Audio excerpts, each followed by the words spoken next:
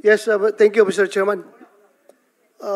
Colonel Grijaldo, isa ka sa mga pinapatawag doon sa hearing sa Quadcom.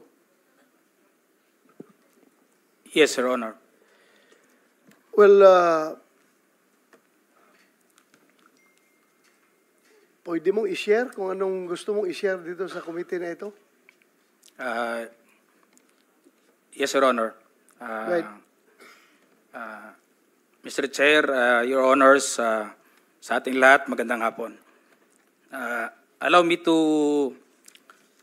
read my opening statement.